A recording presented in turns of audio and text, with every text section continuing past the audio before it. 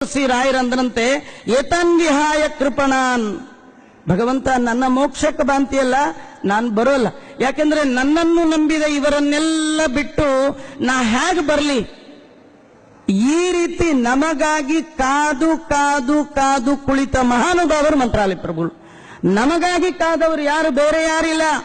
ಸುಮ್ಮನೆ ಬರೋದು ಸ್ವಲ್ಪ ಲೇಟ್ ಆಗತ್ತೆ, ಒಂದು ಎಲೆ ಹಿಡ್ಕೊಳ್ಳಿ ಅಂದ್ರೆ ಹಿಡ್ಕೊಳ್ಳಿಕ್ಕೆ ರೆಡಿ ಇಲ್ಲ.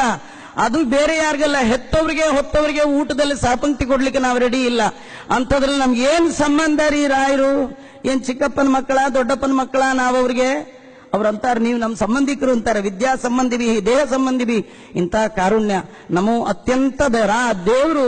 ಪ್ರಹ್ಲಾದ ರಾಜರು ನೋಡು ಬರೋದಿದ್ರೆ ನೀವೊಬ್ಬ, ಈ ಎಲ್ಲಾ ದೈತ್ಯರನ್ನು ಕರ್ಕೊಂಡು ಹೋಗ್ಲಿಕ್ಕೆ ಆಗಲ್ಲ ಅಂದಾಗ ರಾಯರಂದ್ರಂತೆ, ಸ್ವಾಮಿ ನೀನು ಅವ್ರನ್ನ ಜಾತಿ ನೋಡಿ ಅವ್ರ ಹೆಸರು ಹೇಳ್ಬೇಡ, ಅವರೆಲ್ಲ ನಿನ್ನ ಭಕ್ತರು, ಆಗದೆ ಇದ್ರೆ ನಾನು ಮಾಡ್ತೇನೆ ಅಂದ್ರು.